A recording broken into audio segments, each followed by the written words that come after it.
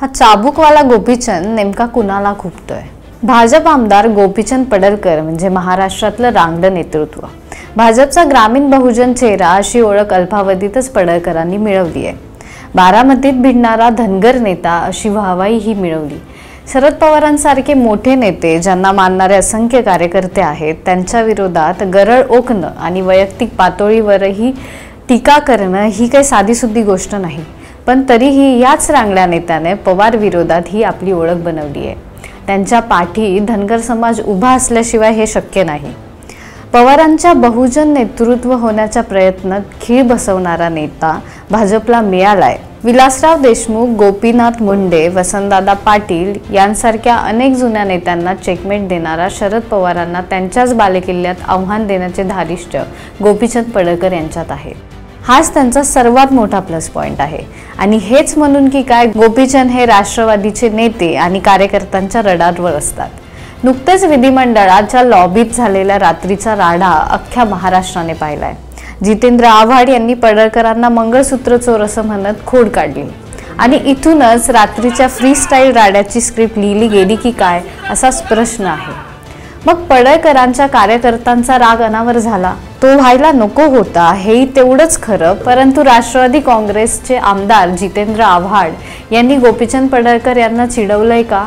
आणि महाराष्ट्राच्या राजकारणाचा एक काळा अध्याय लिहिला गेला. बारामतीला भिडणारे गोपीचंद पडळकर जितेंद्र आव्हाडांना का खुपतायत असा प्रश्न अनेकांच्या मनात आहे. पण ते समजण्यासाठी आपल्याला फ्लॅशबॅकमध्ये जावे लागेल. कोरोना राज्यभर पाय पसरत होता, पण तरीही भिंगरी लागल्यासारखे शरद पवार भिरत होते. त्याच वेळी थेट जुन्या जाणत्या नेत्याला अंगावर घेण्याचे काम गोपीचंद यांनी केलं. 2020 सालचं त्यांचं वक्तव्याने राष्ट्रवादीचे कार्यकर्ते पडळकरांच्या विरोधात उभे ठाकले होते. शरद पवार हे महाराष्ट्राला लागलेला कोरोना आहे असं वक्तव्य पडळकर यांनी केलं आणि राज्याचं राजकारण ढवळून निघालं. एक धनगर समाजातील युवा नेतृत्व 60 वर्ष राजकारणात घालवलेल्या शरद पवारांवर शेलक्या भाषेत टीका करण्याचं धारिष्ट दाखवत होतं. याच वक्तव्यानंतर पडळकरांच्या विरोधात बारामती शहर पोलीस ठाण्यात गुन्हा दाखल करण्यात आला होता. त्याच्यानंतर आता त्यांच्यावर कारवाई करण्याची मागणी करण्यात आली आहे. बारामती तालुका राष्ट्रवादी काँग्रेसच्या वतीने बारामती शहर पोलिसांना गोपीचंद पडळकर यांच्या विरोधात कारवाई करण्याचे निवेदन देण्यात आले होते. पडळकर यांच्या विरोधात राष्ट्रवादी काँग्रेसने पोलिसात तक्रार नोंदवली आणि गुन्हा दाखल करण्यात आला. त्यांच्या या वक्तव्याचा राष्ट्रवादी काँग्रेसचे आमदार मंत्री जितेंद्र आव्हाड यांनी निषेध केला आहे. गोपीचंद पडळकर यांनी तोंड सांभाळून बोलावं, अन्यथा त्यांना गंभीर परिणामांना सामोरं जावं लागेल असा इशारा जितेंद्र आव्हाडांनी दिला होता. आणि हाच आव्हाड आणि पडळकर वादाचा पहिला अध्याय होता. असे अनेक गोपीचंद महाराष्ट्रात झाले आहेत. पवारांच्या उंचीलाही ते स्पर्श करू शकत नाही.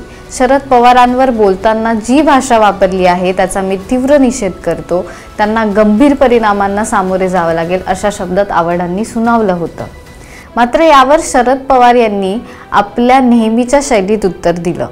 मला माहीत आहे की लोकसभा निवडणुकीत पराभव झाला आणि विधानसभा निवडणुकीत डिपॉझिट जप्त झालं. अशा प्रकारे ज्याला लोकांनी त्या वेळेला एकदम बाजूला केलं त्याची नोंद आपण कशाला घ्यायची?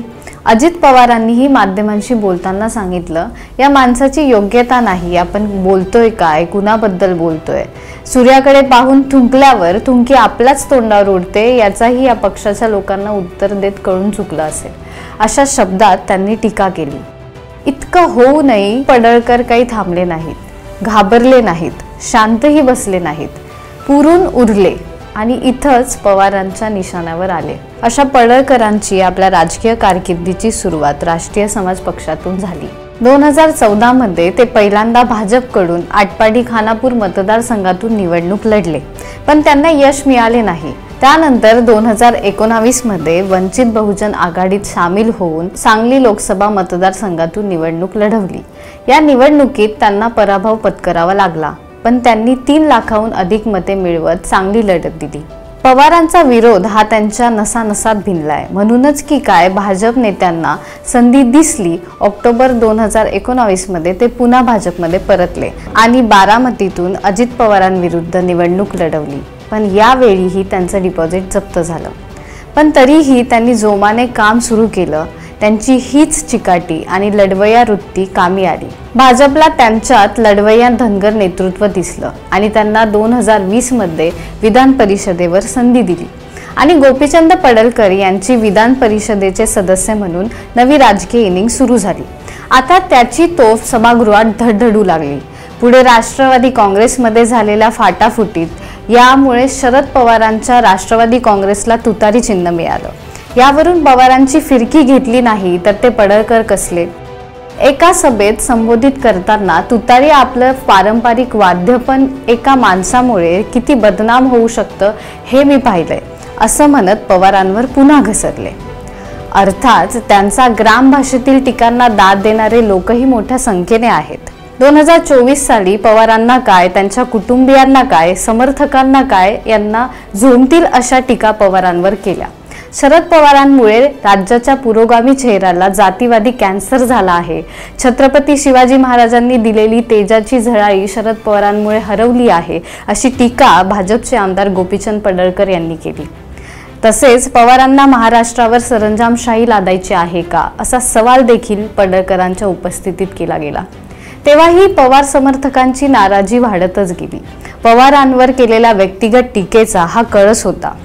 अजित पवार पुण्याचे पालकमंत्री असले तरी त्यांना अहिल्यादेवी होळकरांच्या 300व्या कार्यक्रमाला बोलवणार नाही अशी भूमिका भाजपचे आमदार गोपीचंद पडळकर यांनी घेतली। त्यांनी पवार विरोधी भूमिकेवर ठाम राहणारा नेता अशी प्रतिमा जनमानसात तयार झाली आहे। 2024च्या विधानसभा निवडणुकीत सांगलीच्या स्थानिक नेत्यांचा विरोध डावलून जतमधून गोपीचंद पडळकर यांना संधी देण्यात आली। ते जतमधून निवडून आले, यातून भाजपमधील त्यांचं स्थान किती मजबूत आहे हे दाखवून त्यांनी दिलं। पडळकरांच्या रूपाने पवारांना न मानणारा एक नेतृत्व पश्चिम महाराष्ट्रात उभं राहिलं। सांगलीतल्या या नेत्याने राष्ट्रवादी काँग्रेसच्या जयंत पाटलांना सोडलं नाही। सांगली जिल्हा बँकेतील गैरव्यवहार प्रकरण लावून धरलं। जयंतरावांनी बँक लुटली अशा शब्दात टीका करत चाबूक घेऊन सभा घेणाऱ्या या लढवय्याने जयंत पाटलांविरुद्ध दंड थोपटलं। एवढंच काय, गोपीचंद पडळकरांना जमलं ते भला नाही जमलं नाही। शरद पवारांच्या फेक नरेटिव्हला सुरुंग लावण्याचा धम्मक या नेत्यात आहे। शरद पवारांनी विधानसभा निवडणुकीनंतर ईव्हीएम वर शंका उपस्थित करत माढा मतदारसंघातील मारकरवाडी गावात बॅलेटवर प्रतिकात्मक मतदान घेत आंदोलन उभं करण्याचा प्रयत्न केला। पवारांनी मार्केटवाडीतून देशभरात संदेश देण्याचा प्रयत्न केला, पण भाजपचा रांगडा गडी मैदानात उतरला आणि थेट मार्केटवाडीतून शरद पवारांनाच आव्हान दिलं। त्यानंतर पवारांच्या ईव्हीएम मशीन विरोधातलं वादळ कुठे गायब झालं कुणालाच कळलं नाही। चाबूक घेऊन थेट जनतेपुढे उभा राहून बोलण्याची धमक या नेत्यात आहे आणि अंगावर आलं की शिंगावर घ्या असा रांगडा स्वभावाने भाजपचा फायर ब्रँड नेता अशी ओळख त्यांनी अल्पावधीतच निर्माण केली आहे। तुम्हाला या व्हिडिओबद्दल नक्की काय वाटतंय हे आम्हाला कमेंट सेक्शन मध्ये नक्की कळवा। अशाच बातम्यांसाठी तुम्ही काय चाललंय चॅनलला सबस्क्राइब नक्की करा।